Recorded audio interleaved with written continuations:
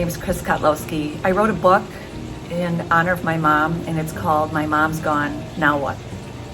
And I'm Mershawn Neisner, and it's good to be talking to you. And I also wrote a book, and it's called Mom's Gone, Now What? Go figure. I know. That is how we met. It is. Thank goodness. Thank goodness. We built from the universe, right? It was meant to be, and we built a great friendship, and we've shared our story with one another, and we want to share it with you.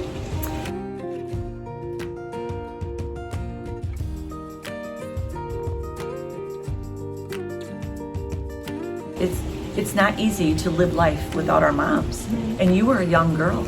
Yes, and our experiences are so different. But when I wrote my book, I interviewed 50 daughters, and and I really learned through that process that unless a child has a very poor caregiver, and of course if that's the case, if the remaining parent or whoever steps in, if they really do damage and there are problems, then of course losing a mother at a young age is very devastating. But I think overall, my experience in talking with a lot of motherless daughters is that that early adult age in their 20s, and like you, Chris, in your 30s, that in many ways that's the most difficult in terms of grieving and moving forward, because you've reached the point of your mother becomes your friend.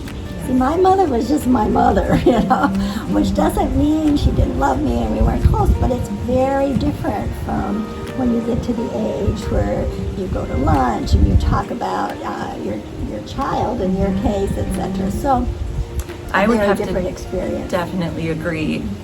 The questions that I would ask myself that I didn't have my mom to ask. Mm-hmm. The advice I wanted to get from her, to call her up and say, Austin has a fever, or there's a rash, or just like I'm struggling with my career, and Tim and I need to work on our communication. Mm-hmm. How do I talk to my children? And I just wanted to be able to hear her voice and guide me through those tough times, those parenting times, but also be there to celebrate all the wins of life, all the joyous times of being a mom.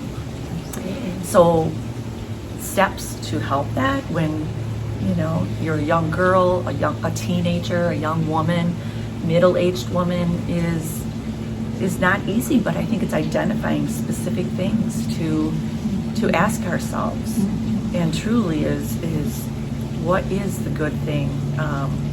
What would be the advice that my mom would give me, knowing I know her values, I knew her values, and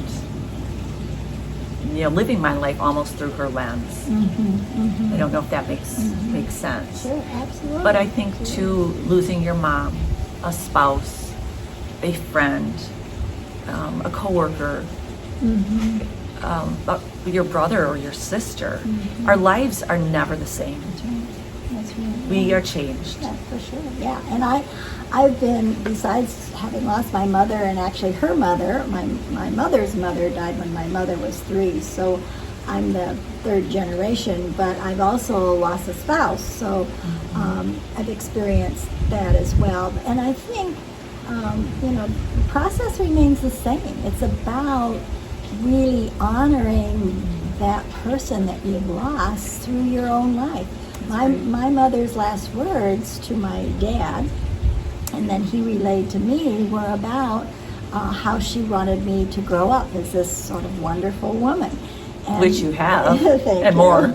And as I was growing up, those meant different things. Wonderful when I was a little kid meant, getting good grades. And then it later became, that means having, some good morals as a teenager. And then later it might have meant being a good mother and a good spouse. And now as I'm approaching 77, it means aging and having a positive attitude towards aging. And eventually it's going to be about, dying with dignity.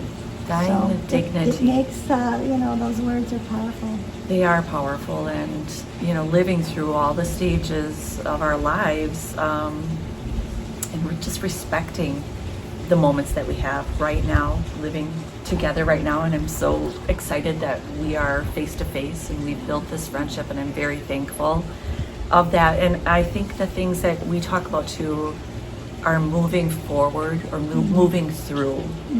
And no one can say don't grieve anymore, you know, get beyond it. There's no getting beyond, but there is happiness and joy and self-respect and giving ourselves, you know, honoring our own health, and turning all the tears and all the sleepless nights and all of the, you know, almost regrets of did I call her enough? Did I spend enough time with her?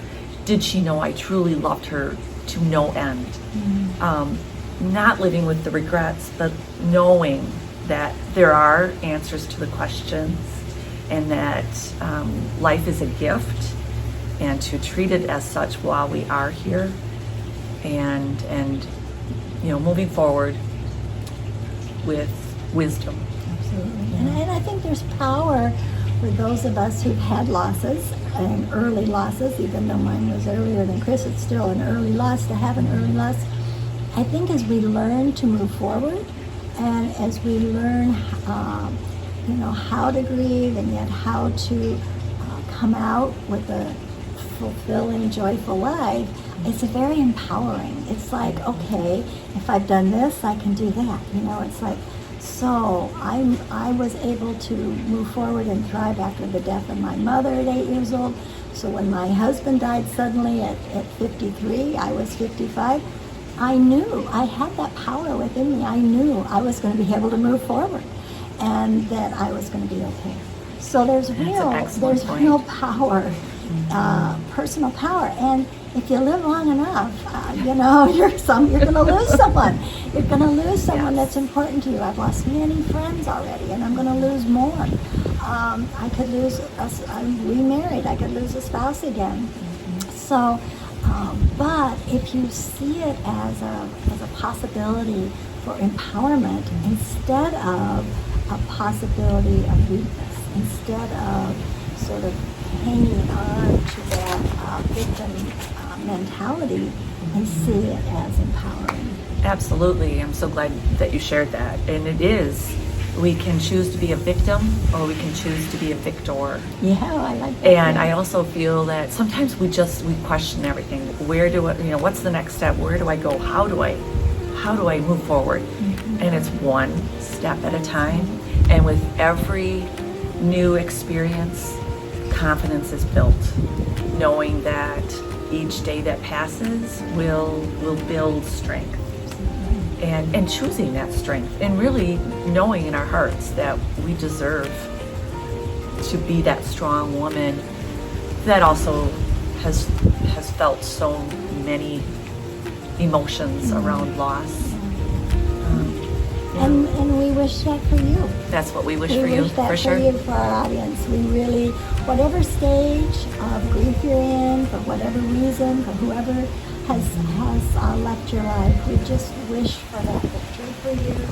We wish for the empowerment, and we just wish for a life fulfilled. Yes. There are dark days and there are dark times, but there's light on the other side.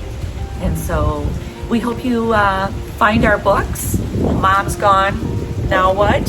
My Mom's Gone, Now What? They show up together on Amazon. It's wonderful. It's not hard.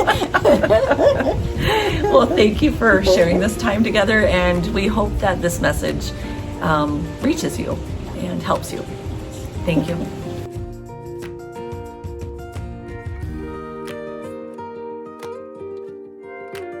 Hope you